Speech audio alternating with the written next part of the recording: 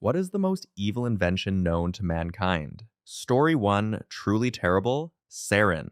Within seconds of exposure to sarin gas or liquid, which evaporates easily, we start to notice the immediate effects of acetylcholine buildup. First, our smooth muscles and secretions go crazy. The nerves to those areas keep firing, keep telling them to go. The nose runs, the eyes cry, the mouth drools and vomits, and bowels and bladder evacuate themselves. It is not a dignified state. Since sarin has no smell or taste, the person may very well have no idea what's going on. Their chest tightens, vision blurs. If the exposure was great enough, that can progress to convulsions, paralysis, and death within 1 to 10 minutes. Story 2. Using disease as a weapon. Anything that chemical weapons can do to you, biological ones can do as well. Not only that, it only takes one person infected with a biological virus to unleash hell on a population. They don't even have to be showing any signs of the illness to be spreading it around. The next thing you know, everyone's internal organs are turning into liquid crap, flesh rotting while it's still attached to them, dying a slow but painful death. Smallpox blankets, probably one of the better known examples, along with throwing plague bodies over the walls of medieval cities under siege. The thing is, though, methods like that are slow and inefficient. Imagine instead someone loads up an automatic air freshener spray bottle to spread the disease starting in an international airport bathroom. Think how fast that would spread. Story 3, landmines. Besides the fact that the victim usually has no idea they're there, the worst part, in my opinion, is that we'll go and plant a field of them and just leave it after the conflict is over. Because of it, there's too many planted, and I don't have time tomorrow or in 100 years, a child, a mother, father, brother, sister, anyone could come along and just stroll through that field and lose a leg or turn into red mist. Story 4. The active denial system gives me nightmares. Ostensibly, it's for crowd control. A high-frequency emitter that microwaves the skin surface without penetrating deeply, inflicting pain without creating significant damage. First thing that came to my mind was that the military just came up with the ultimate torture device. Most tortures end eventually, whereas this could be used to inflict horrific pain on someone for years. A government or other body bent on torture could potentially put someone through a living hell until that poor bastard's natural death of unrelated causes. I shudder that a device like this exists in the world. I think you're letting your imagination get ahead of you. Plenty of torture could be used to inflict horrific pain for years, and I strongly suspect that extremely prolonged exposure to the microwave radiation would eventually cause damage. It's only been demonstrated harmless for the parameters with which it was designed to operate. That does not include long-term exposures. Story 5, SLAM Supersonic Low Altitude Missile. Probably the worst of the US nuclear arsenal of it got past its design phase. This would have been powered by a nuclear jet engine emitting highly radioactive exhaust. Flying supersonic at a low altitude, creating a massive shockwave that would destroy buildings, it would fly directly over for miles on each side of the intended flight path. And, oh yeah, drop multiple warheads as it flew over pre-programmed targets in Eastern Europe and Russia. Nasty. Story 6, Bureaucracy. It is the most hateful, cheap, malicious, and ultimately most human form of nonviolence that humanity could ever devise. We can create it with a single checkbox on a piece of paper or stone etching. We can obfuscate and bewilder millions upon millions of humans whose dreams may depend upon its mysterious inner workings, refuse to stand up to transparency with onion-like layers of further bureaucracy, and maintain the facade of nonviolence and civil order. Its seed is within everyone who wishes the slightest form of organization, and is Herculean in its adherence to government, games, workplace functions or dysfunction, and almost any form of pizza-topping decision delegation, and it is relentless. Without it, injustice is seen sprouting in every corner, even when it is minimal to the group, or fictional to the slighted. And with it, horrors and injustice are masked under desk-breaking piles of papers, access codes, confirmation numbers, and the dreaded TPS report. Nothing has been inflicted upon more people more readily and more reliably than bureaucracy to delay, destroy, redirect, or outright erase from history. I work on databases for large governments. Story 7. White phosphorus as a weapon. It is pyrophoric and continues to burn so long as it's exposed to oxygen or consumes itself. Try to dig it out, it will light right back up. adding more severe injury to the third-degree burns and melted flesh you already got from the first round. If that isn't bad enough, the WP absorbed through the injuries causes liver, heart, and kidney damage, and even sometimes causes multiple organ failure. Inhalation of the smoke can also cause serious problems too, and can even cause burns in high enough concentrations. There are no fatal cases linked to WP smoke, though. The kicker?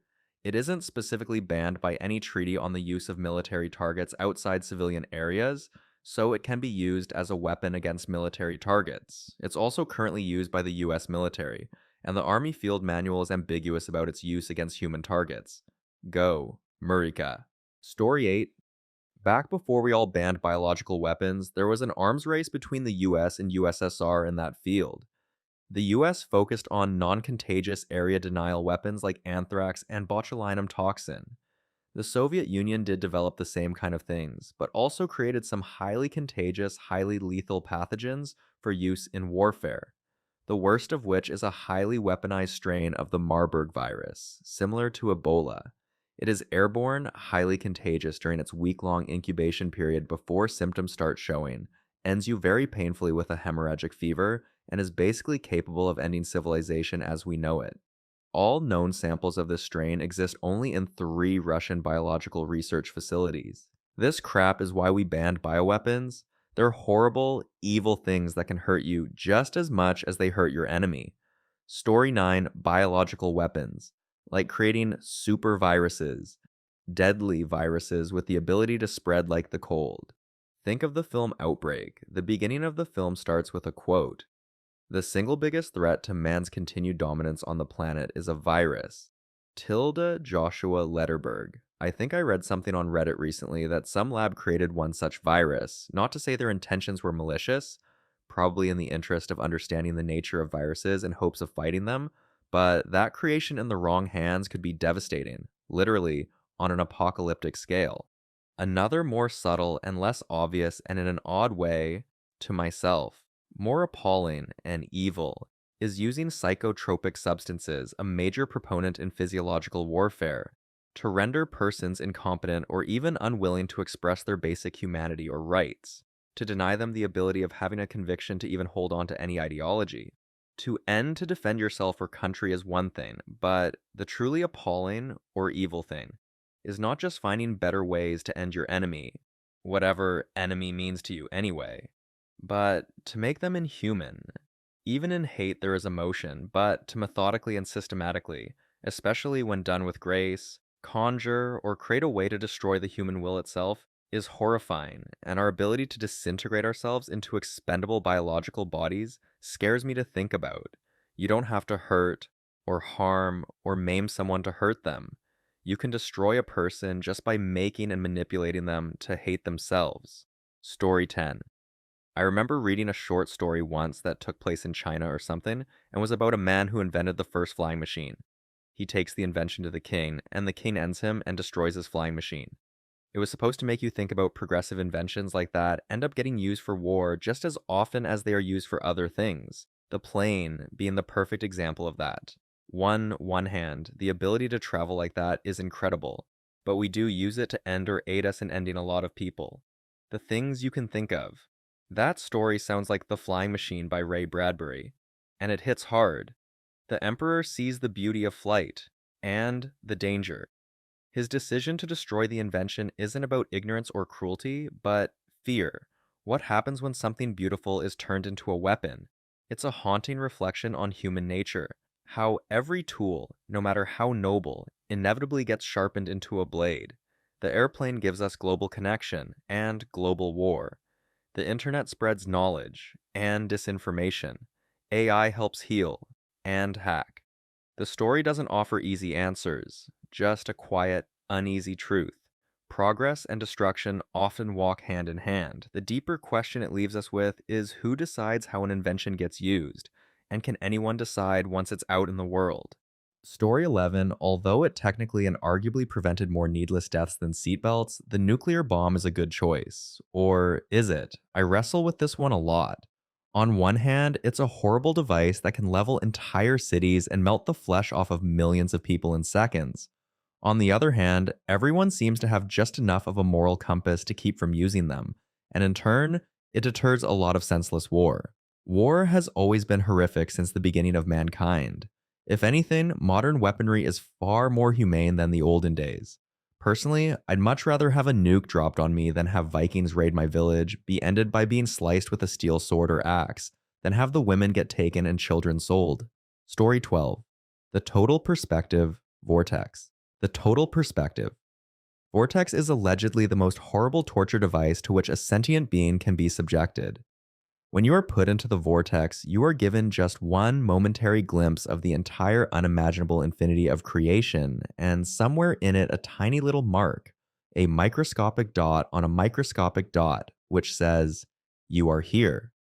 The machine produces a virtual reality model of the entire universe by means of the axiom that any piece of matter is affected by all other matter.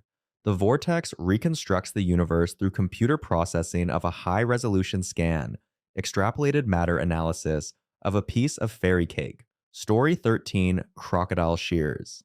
Made of iron, the shears were based upon the concept of pincers, but instead of standard jaws or blades, ended in a pair of hemicylindrical blades that, when closed together, formed a long, narrow tube. The insides of the blades were generously lined with teeth or spikes. After being heated red hot, the crocodile shears were applied to the intimate parts, which, once exposed to sufficient tension, was torn from the prisoner's body, or, at the least, was severely mutilated. Story 14, Bouncing Betties. When triggered, these mines launch into the air and then detonate at about 0.9 meters, 2 feet 11 in. The explosion projects a lethal spray of shrapnel in all directions. The S-mine acquired its cynical nickname Bouncing Betty from American infantrymen.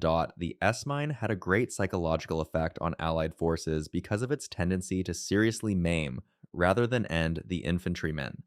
The German habit of laying the mines around anti-tank and anti-vehicle mines contributed to the reputation. If a vehicle was disabled by a mine, the soldiers would be trapped in it until someone came to rescue them. In particular, limbs and genitalia were the most vulnerable. Even though the majority of these mines were removed after the war, hundreds of them still remained, especially in African nations where they were often accidentally set off by civilians or children. Story 15, Novach agents, 5 to 8 times more effective at inhibiting acetylcholinesterase than the V-series nerve agents. Allow me to explain. Novach agents are the next generation of nerve agents. They enter your body in very small amounts and end up in your bodily fluids. There, they bind to the enzyme acetylcholinesterase. Your nerves release acetylcholine as a muscle signaling chemical, and acetylcholinesterase breaks it down so the signals stop and your muscles can relax again. When a nerve agent binds to HHEs, it can't break down acetylcholine, so your muscles never relax. All of your muscles, even the ones you don't normally have control over, that is, heart, stomach, etc. Unless you're treated with a combination of atropine, pralidoxim, and Valium, you will die in one of the most painful ways imaginable. One massive spine-breaking body-wide muscle spasm. Story 16. I know I will be crucified, but anything powered by fossil fuels. I understand the question intends to make you question the evil that men intentionally create. Yet, many forget why they were needed. Greed has caused so many inventions that are meant to not only harm or end, but to strike fear into the hearts of any who oppose. Fossil fuels have become our main source of power. We rely on it for everything we do. The question isn't what is the most severe way man has found to end other men. It is what is the most evil invention. Fossil fuels have killed more than most without even intending to do so. I believe that should not be overlooked. Story 17. The Internet. Think about it. Evil is subjective. It's defined by our personal beliefs as well as our societal beliefs. Most people are replying to this thread with ideas of what they personally abhor. It doesn't matter what your personal definition of evil is. Drugs, guns, men, women, foreigners, bigots, politicians. The Internet is where all of our concepts, good and evil, are stored, discussed, shared, improved, taught, and explored. All of humanity's collective potential for evil is stored on the Internet. Anybody who takes an interest in that evil, either in simply expanding their awareness of the world or actively pursuing it, will use the internet as their primary tool for that pursuit. That said, I have nothing against the internet. I love my cat videos. Story 18. Currency. It doesn't have any real value, it's purely symbolic, but people end each other over it. Why?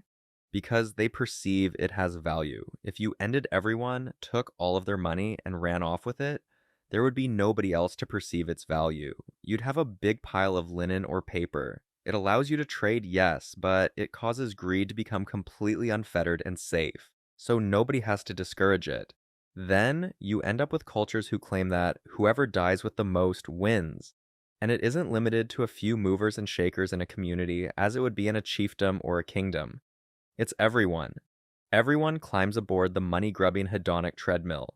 Then, even worse, credit, which means someone will loan you this abstract resource that doesn't have any of its own value on the promise you'll pay more of it back. But if you don't have any of it in the first place, how are you going to make more of it to give it back? Unless you find some way to squeeze as much of it as possible from the system, which makes you the kind of person who offers other people credit, then you get the check cashing and payday loans places. At this point, I can't even make this coherent. I just want to start screaming and flailing. Story 19 television. It's the greatest and worst invention that humans ever made. Television controls people using information and steals their sense of reality. It's practiced every day, every hour, more ritually than religion. TV has created people that are easily fooled and fail to think critically because their TVs are feeding them what to think, feel, and what to believe. We need to end television, bring back quality movies to treat ourselves to once in a while, and devote the rest of our free time to challenge our minds, bodies, and grow spiritually and physically. That's a bold but not unfounded take. Television, especially in its earlier decades, was a double-edged sword. On one hand, it brought the world into people's homes, news, art, culture, and stories that shape generations. On the other hand, it became a tool of manipulation, commercialism, and passivity. And when you extend television to include modern streaming, 24/7 news cycles, and social media video content, the effects are even more amplified. You're right about one thing. People don't often watch TV anymore. They absorb it, passively, uncritically. And when that's how you take in information, it's easy to become mentally soft, emotionally reactive, and spiritually disconnected. Story 20. How is Agent Orange not higher on the list? Not only does it potentially end you, or give you cancer and give you nerve and respiratory disease, etc., but it potentially is causing health issues and deformities in offspring of parents who were exposed 3 generations ago. On top of that, over 1 million people are suffering ill health effects from, or have died from, Agent Orange exposure. Additionally, its main impact was not strategic. It ended up ending thousands upon thousands of Vietnamese civilians because we destroyed or contaminated their food supply with Agent Orange. Story 21, the Neutron bomb. All of the death of your normal nuclear weapon without any of the expensive property damage. As insane as it sounds, the fact that dropping an atom bomb on a city renders that city unoccupiable and just screws the whole area is a big part of the nuclear taboo. Removing that aspect of nuclear weapons expands the set of situations in which they're a good strategic decision, meaning militaries. I can't believe that's not a word. What's the plural of military? Would be more likely to use them. Story 22. Pipe bombs are pretty messed up and have a simple design. I remember when I was in junior high, a student from 8th grade had brought one to school with the intention of detonating it if he had failed his exam. I remember him telling me about how fascinated he was with bombs and crazy explosions weeks before he decided to bring one. On the day of the exam, 2 periods before his math class, a student sitting next to him noticed a silver tube that had a small red LED light at the very top. He asked to go to the restroom, but instead went to the office where they shortly contacted the police and bomb squad. They arrived within 30 minutes and apprehended the boy as the period was ending. We later found out that the pipe bomb was given to him by his dad. If he would have detonated it, the contents of it would have affected the 3 classrooms that were directly connected to his math class. The contents inside consisted of nails, new and rusty, razor blades, and steel ball bearings. I'm sure dozens would have ended. I failed my math exam the next day. Story 23. Menopause, although there are minor benefits, going through it is pure hell. You thought periods were bad. Guess again. Embrace those cramps and mood swings. Menopause is that time 12. You have absolutely no control over body temp. Hot, cold within 10 minutes of each other. Crying, depression, wanting to beat the ever living crap out of everyone for absolutely no reason. Physical changes in your body. And trust me, things you thought would even think were possible, the list goes on and on. The only best part is no more birth control. Now you have a whole set of hormones or no hormones to deal with.